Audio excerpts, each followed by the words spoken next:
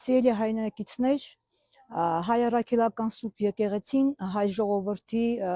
եւ հայոց ինքնության հզոր գործոն է, նրա կարևոր հիմնասյուներից մեկը։ Այսօր այն ցավոք վտանգված է եւ ենթարկվում է ապօրինի հարձակումների օրվա իշխանությունների կողմից։ Վերջիններս ադրբեջանա-թուրքական հրահանգավորմամբ փորձում են արժե զրկել հայ առաքելական Սուրբ եկեղեցին եւ ամենայն հայոց կաթողիկոսին, ամենայն հայոց հայրապետին, որոնք մնացել են մեր ազգային դիմադրողականության վերջին կռվանը եւ որոնք խորհրդանշում են հայության միասնականությունն ու ամբողջականությունը։ Ես աջակցում եմ հայ առաքելական Սուրբ եկեղեցուն եւ ամենայն հայոց հայրապետին